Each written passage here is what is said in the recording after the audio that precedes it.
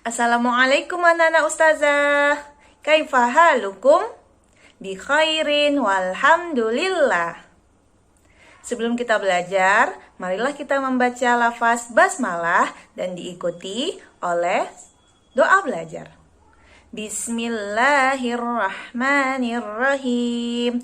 Rabbi zidni ilma warzuqani fahma wa amalan mutaqabbalan ya arhamar rahimin. Amin ya rabbal alamin. Kembali lagi bersama Ustazah Dila. Hari ini kita akan belajar pelajaran tematik. Tema 1, subtema 2 tentang mengembangkan ide pokok menjadi sebuah paragraf. Setelah mempelajari materi hari ini, anak ustazah diharapkan mampu mengembangkan ide pokok menjadi sebuah paragraf secara bertanggung jawab. Kemudian, setelah mempelajari materi hari ini, anak ustazah diharapkan memiliki karakter-karakter sebagai berikut. Yang pertama, menghafal, memahami Asmaul Husna. Yang kedua, membiasakan diri berzikir kepada Allah. Yang ketiga, mengenal dan berlatih bersikap percaya diri. Yang keempat, gemar membaca, menulis, dan bercerita. Dan yang terakhir, belajar mengaitkan Al-Quran dengan kehidupan sehari-hari. Pelajaran kita hari ini akan berkaitan dengan hadis yang akan ustazah tampilkan, yaitu hadis dari At-Tabrani. Dari Abu Hurairah, dia berkata, tidak ada seorang pun dari sahabat Nabi Shallallahu Alaihi Wasallam yang paling banyak meriwayatkan hadis dari beliau selain aku, kecuali dari Abdullah bin Amr, karena ia dahulu menulis, sedangkan aku tidak menulis. Dari hadis yang telah ustazah sampaikan, dapatlah diketahui bahwa orang yang menulis itu memiliki banyak keutamaan. Contohnya, Abdullah bin Amr. Karena dia rajin menulis, dia dapat meriwayatkan banyak sekali hadis-hadis dari Rasulullah SAW. Pelajaran kita hari ini akan berkaitan dengan hadis yang sudah ustazah jelaskan. Hari ini kita akan belajar mengembangkan ide pokok menjadi sebuah paragraf. Minggu lalu kita sudah belajar cara menentukan ide pokok suatu paragraf. Hari ini ustazah akan ulang ya. Coba anak ustazah baca paragraf yang ustazah tampilkan di layar. Kalimat manakah yang menjadi ide pokoknya? Ya, benar sekali. Kalimat yang pertama. Sidik lahir dengan kondisi yang memprihatinkan. Sehingga paragraf ini disebut dengan paragraf deduktif karena ide pokoknya berada di awal paragraf. Kalimat kedua, kalimat ketiga, dan kalimat keempat adalah kalimat pengembangnya. Di kalimat pengembang yang pertama, dia tak memiliki kedua kaki mulai dari pangkal paha. Di kalimat ini dia menjelaskan kenapa dikatakan sidik itu kondisinya memprihatinkan. Kemudian di kalimat pengembang yang kedua, boleh dibilang tubuhnya hanya separuh. Kalimat pengembang yang ketiga, sebelum menggunakan kursi roda, dia mengayunkan dua tangan guna menyeret tubuhnya untuk berjalan.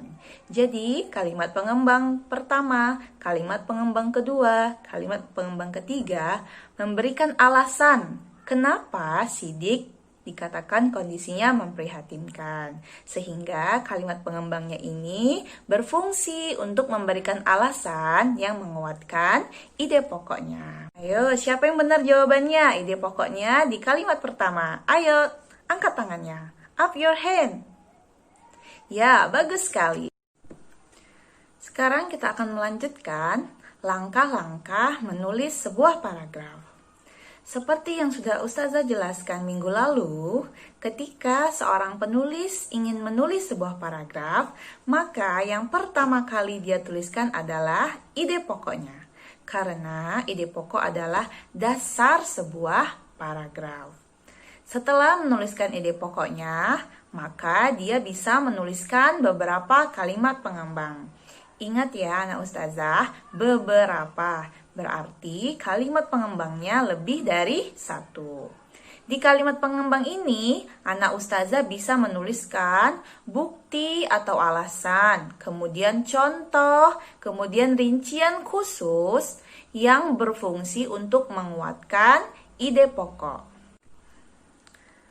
Sekarang ustazah akan menampilkan beberapa contoh paragraf sehingga anak ustazah nanti bisa membuat sebuah paragraf.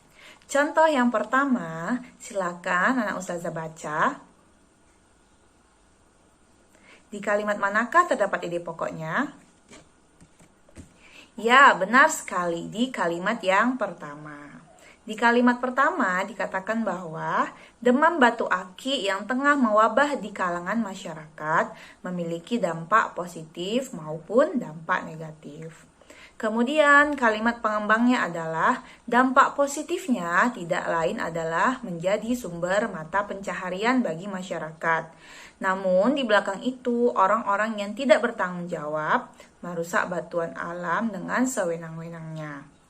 Dari kalimat pengembangnya ini anak ustazah dapatlah kita ketahui bahwa kalimat pengembangnya berfungsi untuk memberikan rincian atau penjelasan yang lebih khusus dari ide pokoknya. Di ide pokoknya dikatakan bahwa demam batu akik ini memiliki dampak positif maupun dampak negatif. Kemudian di kalimat pengembangnya dia menjelaskan secara lebih khusus apa dampak negatifnya, apa dampak positifnya. Di paragraf ini dampak positif dari batu akik ini adalah menjadi sumber mata pencaharian. Kemudian dampak negatifnya, banyak orang-orang yang tidak bertanggung jawab merusak batuan alam. Anak ustazah ini adalah contoh pertama. Nanti anak ustazah bisa membuat paragraf. Yang pertama ide pokoknya. Kemudian kalimat pengembangnya itu berupa penjelasan atau rincian khusus dari ide pokoknya. Sekarang kita lihat contoh yang kedua. Coba anak ustazah baca dulu. Di manakah letak ide pokoknya? Ya, benar sekali. Ide pokoknya terletak di kalimat yang terakhir. Sehingga paragrafnya ini disebut dengan paragraf induktif. Ide pokoknya adalah, itulah alasan mengapa kedua saudara ini mendapatkan perlakuan yang berbeda dari teman-temannya. Sekarang kita akan melihat kalimat pengembangnya. Di kalimat pengembang yang pertama, Ahmad suka menolong orang dan selalu ramah terhadap siapapun. Kalimat pengembang kedua tidak seperti adiknya Hakim yang suka jahil kepada orang. Kalimat pengembang ketiga, Hakim lebih terkenal karena nakalnya dibandingkan prestasinya.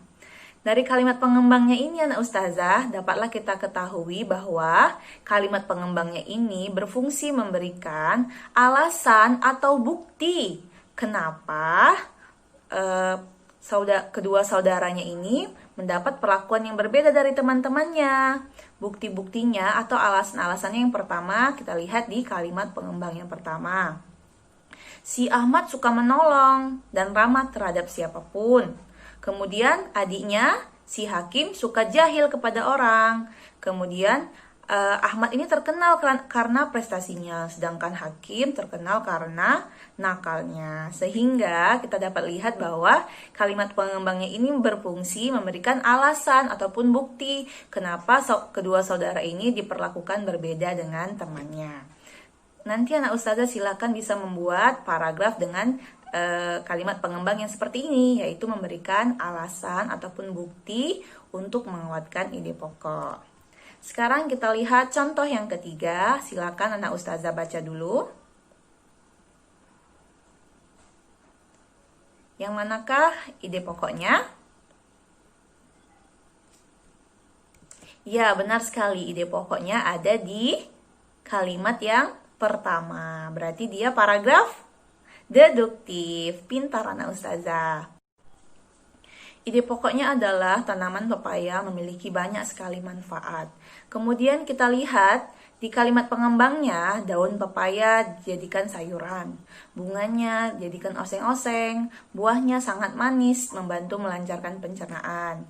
Kemudian bijinya juga mengandung suatu zat yang dapat mengobati cacingan pada anak-anak. Dapat kita lihat bahwa kalimat pengembangnya ini dari kalimat pengembang pertama sampai kalimat pengembang keempat memberikan contoh-contoh apa saja sih manfaat si pepaya ini. Karena dikatakan di ide pokoknya, tanaman pepaya memiliki banyak sekali manfaat.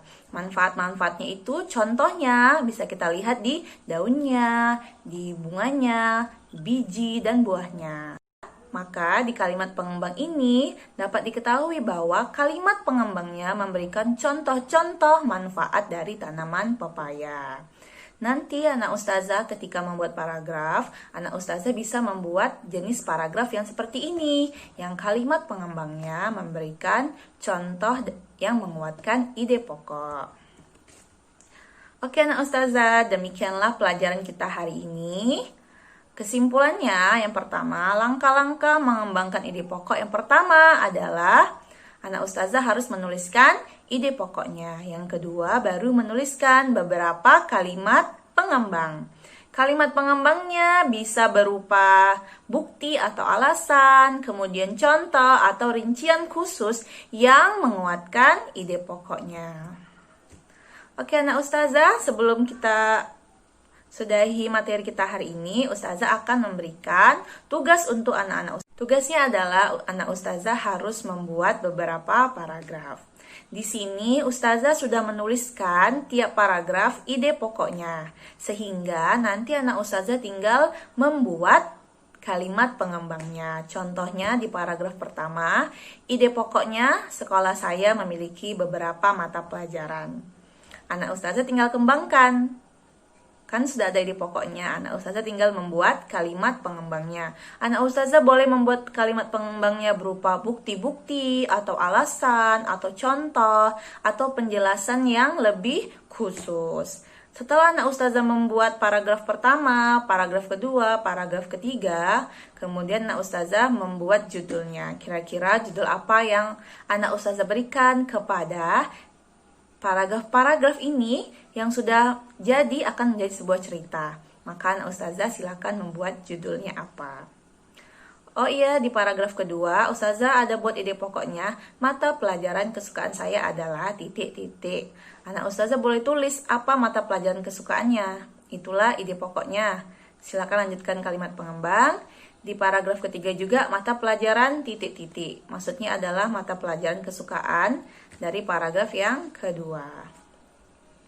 Oke anak ustazah, demikianlah materi kita hari ini. Semoga anak ustazah bisa paham atas apa yang sudah ustazah jelaskan.